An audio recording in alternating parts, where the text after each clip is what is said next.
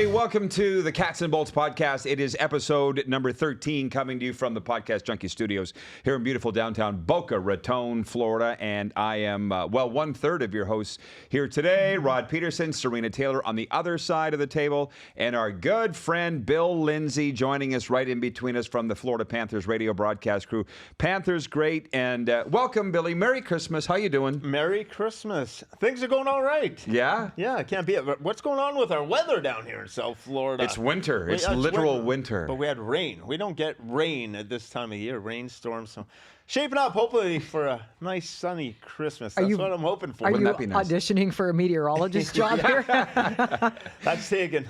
I'll tell you what, all these Canadians that have come down here this month and have got this, I feel terrible for them. I do. This is not normal. So Yeah. Well, I think about you often. What do you say? But basically around middle of October, it's just beautiful. Yeah, the whole way. Hasn't happened. It hasn't. You know, It's a disappointment. It's funny, by the way. Couple things. Number one, we're brought to you, as you know, every week by DraftKings, Beach House Pompano. We've got a gift card here for Billy from Beach House Pompano, Boresco. Also, Johnny O's Gymnasium. Workout with the pros at Johnny O's, Florida's largest outdoor covered gymnasium on Boca Raton Boulevard. And the Diamond Lab, 364A East Palmetto Park Road, proudly offering the most beautiful and luxurious lab-grown diamonds. I don't have any questions written down for Bill. We didn't have time, Serena.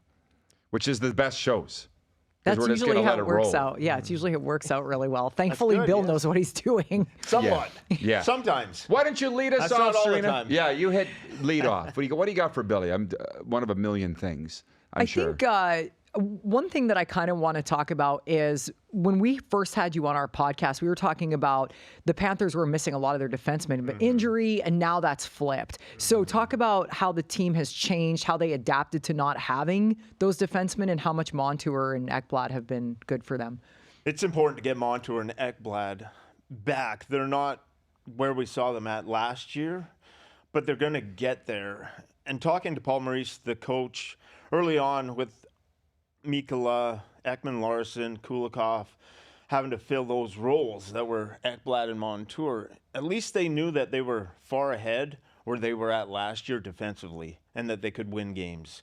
And they were able to get off to a pretty good start, win games. Now the transition, getting out of your own zone clean, creating some odd man rushes, creating opportunities, that was going to come with Montour and Ekblad back in the lineup. They were going to be able to push the pace. Their identity is dump the puck in, cycle, hold on to it, traffic in front, rebounds.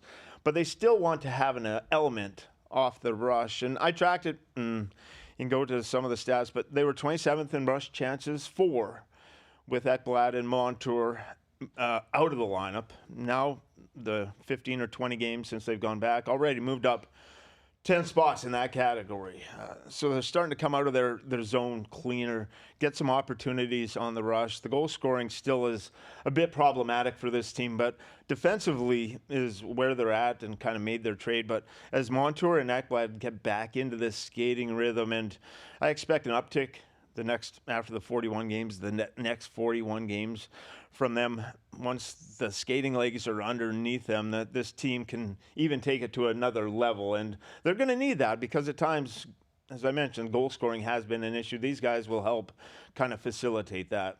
I want your opinion on this. I'm sorry, Rod, but I've been dying to ask you this on the same subject. When Barkov was out for a couple of games, I think he missed like 2 or 3 games there maybe a month ago. He was sick, wasn't he? Or something? He was sick, yeah. I personally felt like the team misses guys like Montour more than they missed Barkov. Did you feel that? I believe that at times. Barkov is critically important. You don't want him gone for long stretches of the time, but they're deep up front. And what you can do with a player like Lundell, Luostarinen, they can move up into a top center role or a top wing role and have success. Paul Maurice has trust in them, and that also leads because they can play both sides of the puck. That's what they have, a lot of flexibility in their lineup. And even Reinhart maybe doesn't get enough credit of his two-way game. He kills penalties. He's out there on the ice. So that just goes back into touch where Paul Maurice was talking about the defensive structure with this team and how their ability to defend in front of their own net. So Barkov goes down, it can be a bit of a problem, but still they're well-rounded from their decor out to players like Luostarinen, Lundell that can jump up and play into a top six forward role. It's interchangeable into those three lines, and when completely healthy, Paul Maurice has the ability to kind of mix and match lines. And even a player like Stenlund, who's on your fourth line, if Lundell, Luostarinen has to get bumped up, he's more than capable of filling in on your third line role. So there is a wealth, to me, of talent up front that can kind of fill that void briefly. Yeah, I want to ask you about some other things. Your career, because I've been following you since the Tri-City days, believe it or not. And Serena's like the big. I didn't even realize how big of a World Juniors nerd she is. Did you know Billy played in '91?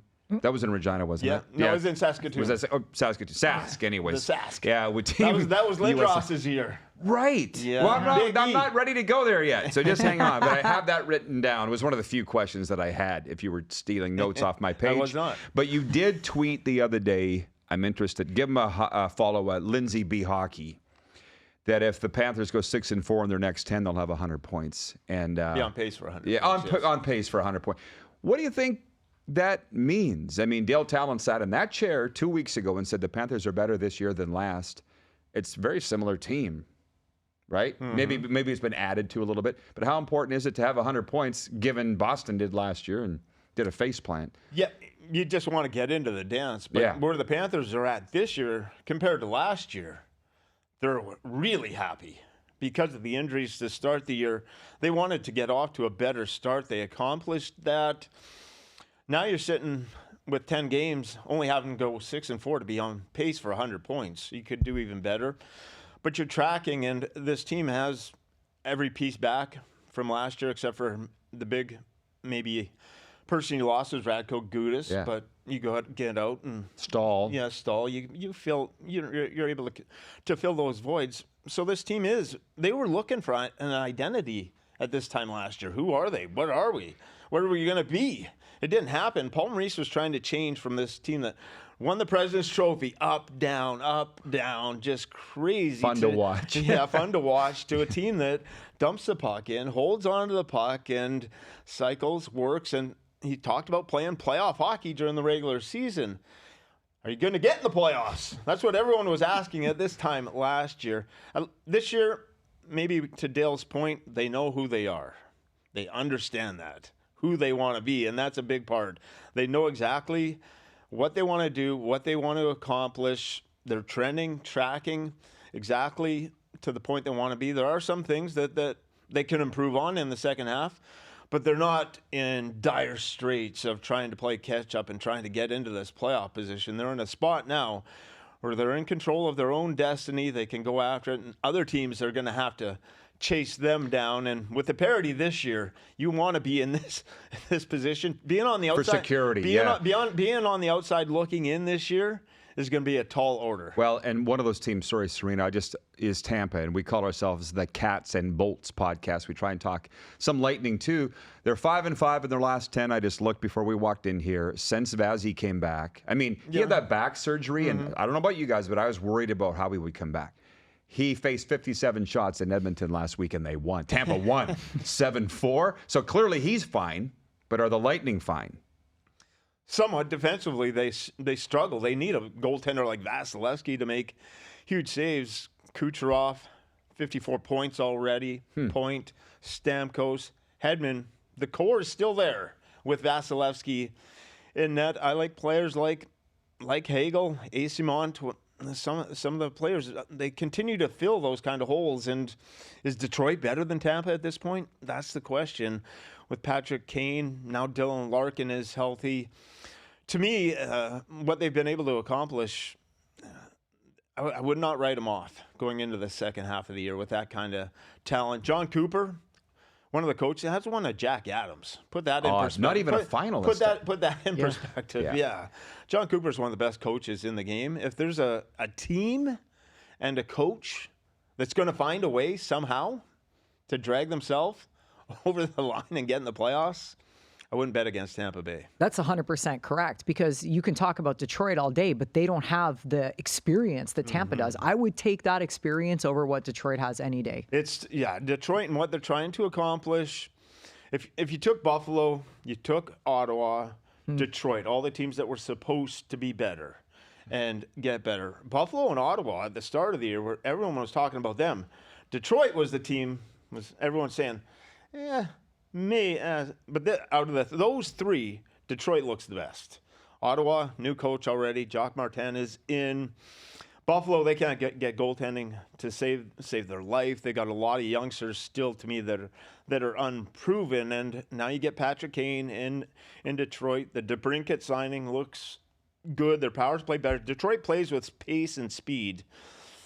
They still have a question mark in net. That's the one area. If you went down all those teams, if you go in Detroit and you matched everyone up front, they're comparable.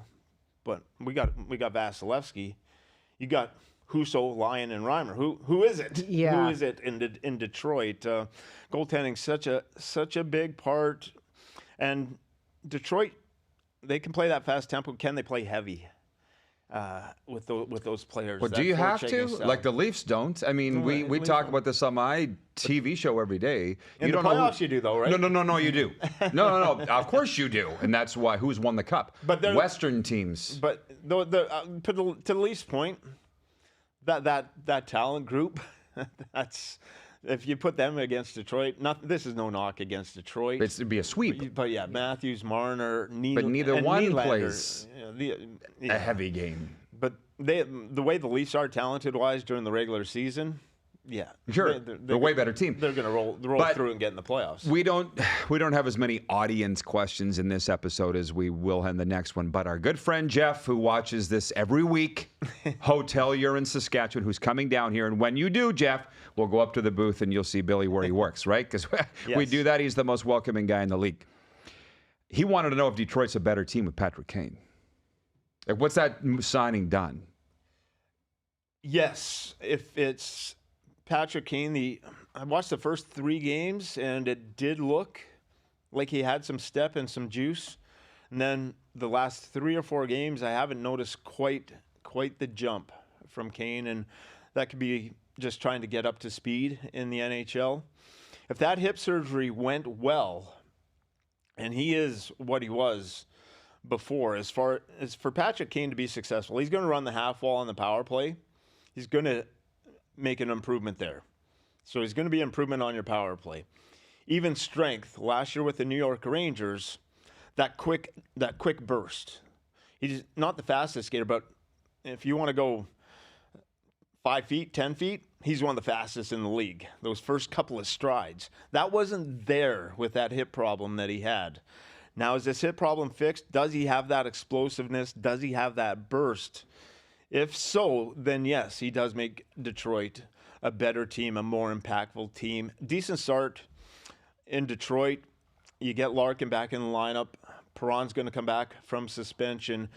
And you start to round it out. And he's good friends with DeBrincat. You can see, I did see on tape, when those two were on the ice together immediately, you can tell that the chemistry is already there. They pick up right where they left off, just like old friends on the ice. So that's a good sign from that point. It's yet to be seen because that surgery it's only been 3 or 4 players and hasn't been successful to the comeback of anyone legitimately so far. So Patrick Kane is trying to be the first guy to really come back and have a huge impact and look like his former self from that surgery. It was Jovo, and who was the other? There was only 2. There's Jovo Backstrom, and I believe Ryan Kessler had it. I'm not sure. Okay. All right. So Kessler might be one of the, but Jovo and Backstrom definitely had it. Jovo came back and played all right, but it was not the hard. same. It was hard. It was grinding. When you think about it, like you were talking about Kane coming out, like first of all, his legs are fresh. He's going to scoot, right? But think about what that does. This is going to be me nerding out, but your body has its joints and the muscles work around the joints. So when you change that joint, think about what happened to the muscles. Yeah. He didn't use the same muscles he did skating growing up. And it's a completely different game. It's like, his body's not working the same way as it did before. It's not, the synergy is gone. Yeah, you're on point with that because everything does have to change around that surgery, and it's it's tough to come back. These guys with medical technology and what they do in the off season with their trainers are far more advanced than it's ever been. So theoretically, from the time that you go back to Jovanovski to the Backstrom surgery now, the more you experiment with this, the better you probably should get at it from the doctor's side and the player's side. So maybe Patrick Kane is somewhere further along in this development process that they could tweak the surgery some bit, make it a little bit different. They could train differently around this to make it look more like his old self. It's intriguing to watch with Detroit. You look at their lines, and they went through this bit of a slump here with Larkin out. They need Larkin in the lineup. That's Agreed. one player. Agreed. He led their team in scoring by 26 points. You can talk about Patrick Kane all day, but Dylan, if you don't He's have the all-star, if you don't have Dylan Larkin, that the engine just doesn't go in Detroit. Time's good. 10 games is not enough. 20 games, you can start to get a measuring stick. 25 games. After 25 games, you get, as you talked about, come out of the gate, you're excited to play. There's going to be a drop-off. And then after that, after 25 games, then you can look back and say, okay, where's Patty Kane at now, and what is he bringing to this team? And that will be the true evaluation of where you're at and where the Detroit Red Wings playoff hopes may lie. It may lie in that point where Patrick Kane is at 25 games into this recovery process. I think they were in a playoff spot before they signed him, and now they're not. Yeah. So a bit of an adjustment thing. We're going to switch gears in a second, but first I want to tell you folks that the NFL season's going strong, and DraftKings Sportsbook is hooking new customers up with an offer that's even stronger. Bet $5 on any game this week to score $200 instantly in bonus bets. That's nothing for you, Billy, $200 after what you're doing at the casino. No.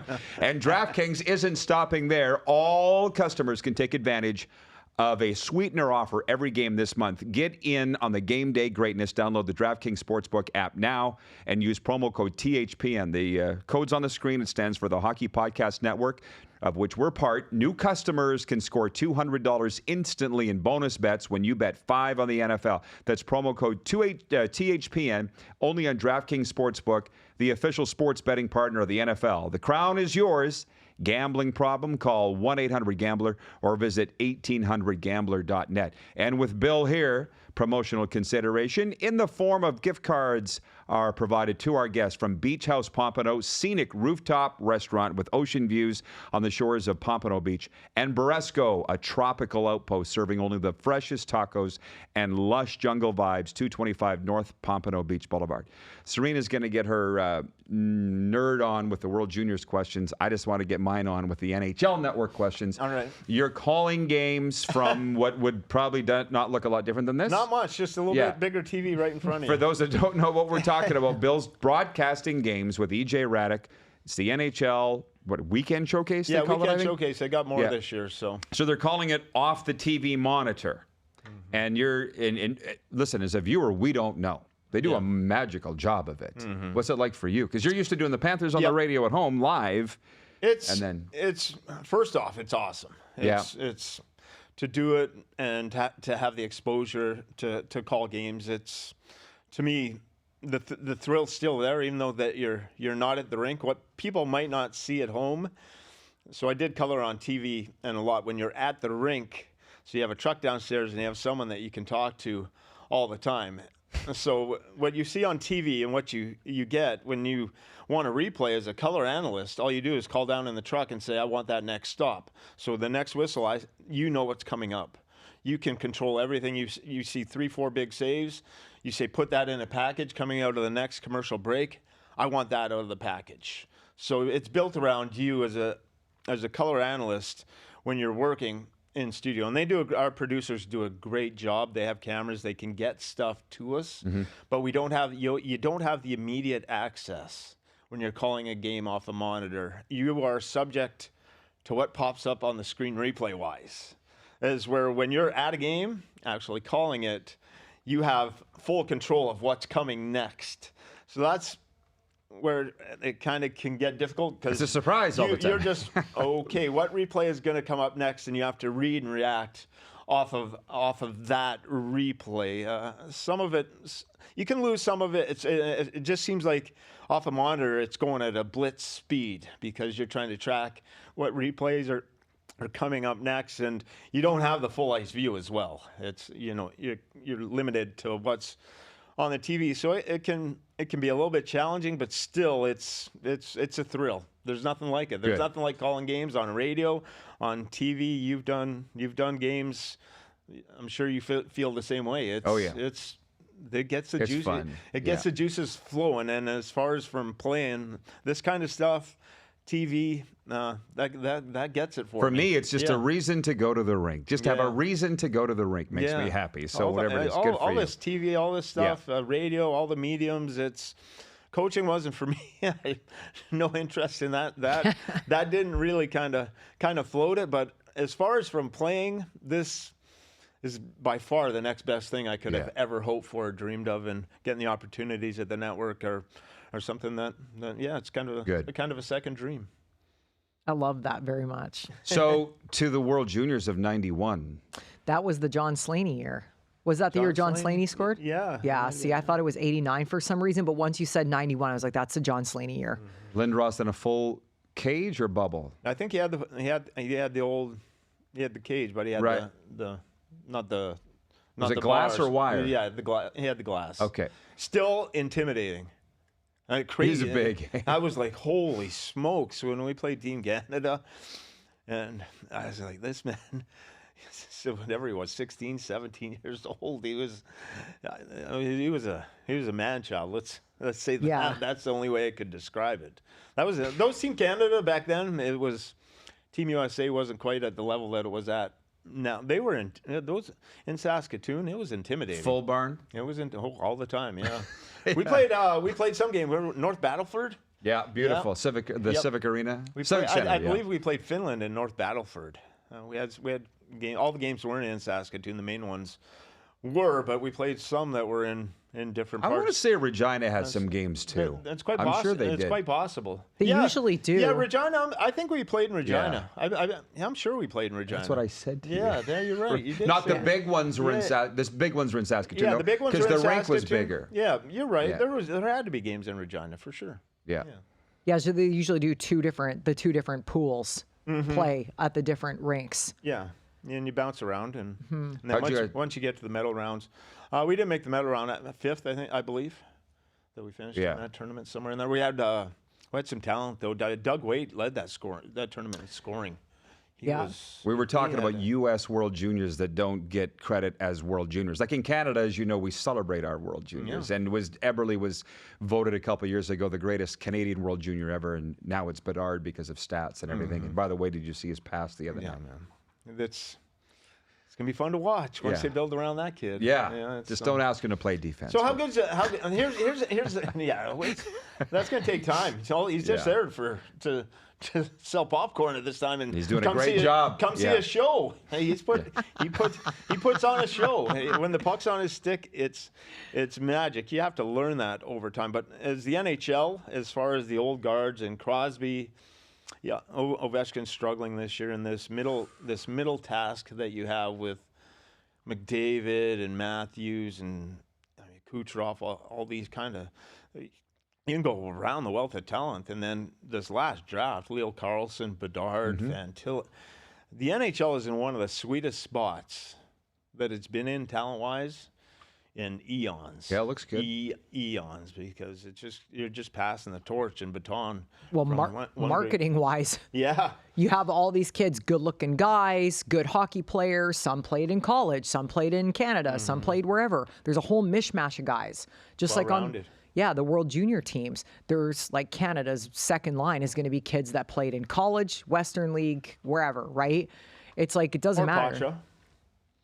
Yeah. Played for the Bruins. Not even him. That's Canada's second line. Yeah, exactly. So now that Poitras's coming back for Canada, that's going to be a big thing too. Yeah, I look at that. I'm sorry. I look at it as Poitras. I'm saying it wrong. Poitras. Yeah, Poitras. They say just say Poitras. They've been That's saying simpler. Poitras. Yeah. It's just in Sask, that's how we say it. But it's, well, here's the thing that you talk about Lindros. Boston could change a lot of names. Let's put it that way. I don't even know what they're saying when they say Boston. Johnny O is coming in here, by the way. You got to come have a workout at Johnny O's gymnasium. Serena's coaching there now. It's a hell of a place. Home gym of Nick and Joey Boza. Yeah. Bosa. Your size. Are you 6 feet? 6 feet, Yeah. barely 5'11" and 3/4. Right. I had to stand just jump a Yeah. little. Well, the reason just I a bring little this bit up to make 6 feet. on skates. He's just over 6 feet. 777 NHL games: Quebec, Florida, Calgary, San Jose, Montreal, Atlanta. Round 5 to the Nordiques in 1991. But in try, I didn't actually write it down here, but what was it, 89 to 91 or something like that, or 88 to 91? Yeah, yeah. I remember watching you there and through the 90s, going, you don't play a fun style, right? Like, I'm sure it was fun for you, but you're killing penalties. You're standing in front of the net. You never had a real glamorous job. In the NHL. Yeah, in the NHL. No. Right. There's two other forwards, Derek King, and I'm trying to think of the other guy, Jamal Myers. I believe are the only two other forwards to play more NHL games than myself without a power play point. What Who a keeps stat. track of that? So Is that on so- your iPad? I had of any- to look it up because I played 777 games as a forward. Right. I never got an NHL power play point. Somewhere along the line, Well, you have to be out there for the power play. Well, there could have been a goaltender pulled or just something for some reason to have. There was occasions that I got slipped out there, just never got a power play point. Yeah, you had to block shots. That's where, if you, if you look at the talent, everyone coming out, I scored at junior. They sent Yeah. me down in the minors. I scored. I got to the NHL. I wasn't going to score goals. That became apparent really Because why? really quick because of the talent. When I started to play with Joe Sakic and Matt Sundin Whew. and Owen Nolan, these guys, they're on a different level than I am. And these guys are what they call the goal scorers in the NHL. So I realized very, very quickly that my arc is going to be different. And that's where a lot of kids that get into the NHL, you have to understand if you score down below, if you can skate, I could skate, fortunately. If you can skate, you can play in the NHL. But you're going to have to be willing to do other things. And there was one coach, Roger Nielsen. I got picked up here after Quebec, and I was still kind of finding my way. And Roger Nielsen, I scored a goal about 5 games in, made the team out of training camp. This would have been after a couple of years in Quebec.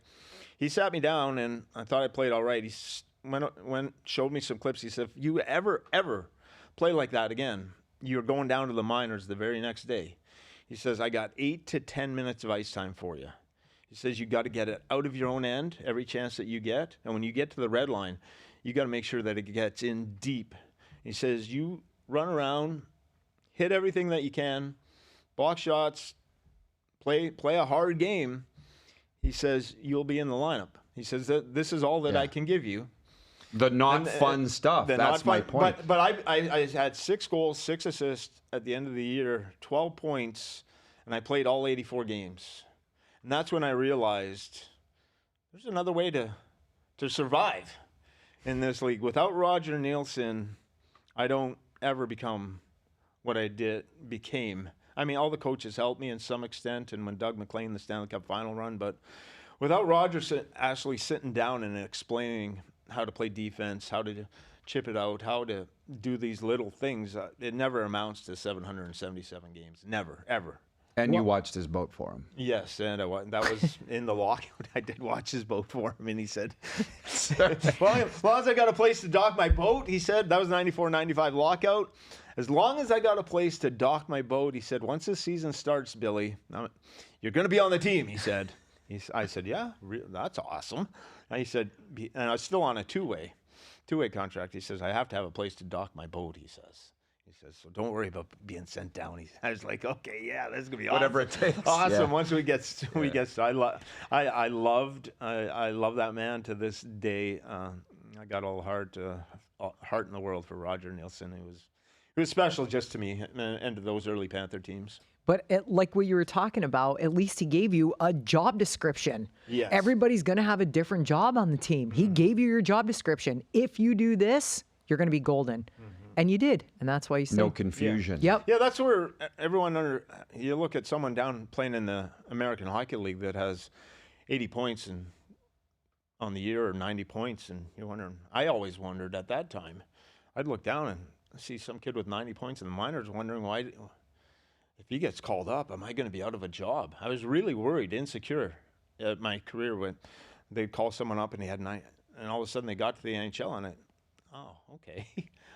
I understand why, because you're playing on the fourth line and you're out there trying to fool around. Somebody's got to do it and score a goal. You're not he's not going to be able. He was like me.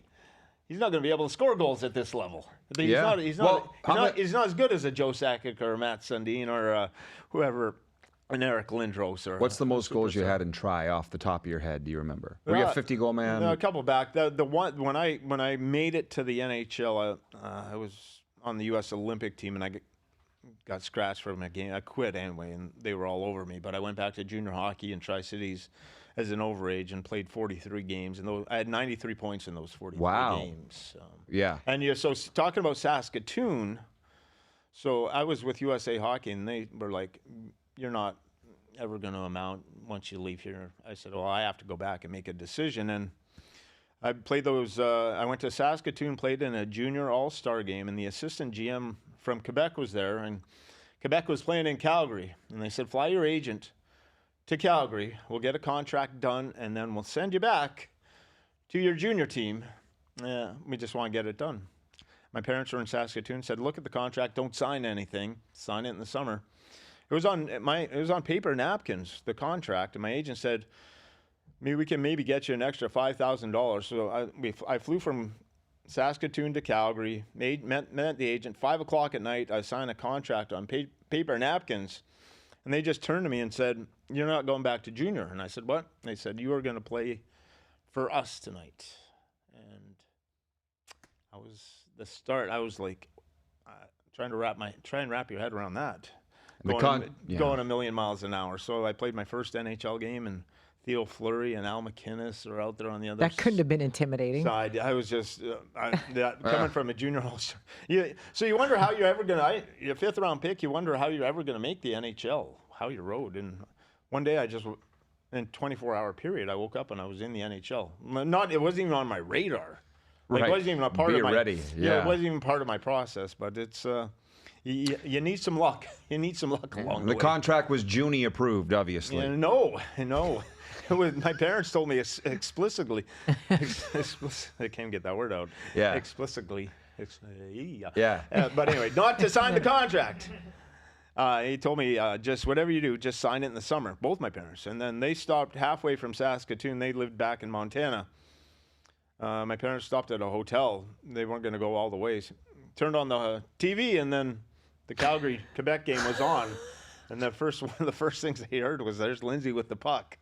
And they were like, had to double check what was going on. There's no cell phones. No cell phones. There was how would they not know? Back then. Wow. My parents, Talk about a God shot. We call that a God shot, man. I had no idea, but my parents found out on some TV crummy set in a motel. I can't wait to ask Junie that version of that story. You guys got a million stories. All right. Well, Bill, thanks for coming down, man. Again, we got a gift card for you from our friends at the Beach House in Bresco. And Merry Christmas to the Lindsays. Yes. Thanks for all you do for us. Thank you. You guys are awesome. It's fun, man. Appreciate it. And thanks to the crew here at Podcast Junkies, including you, Benny.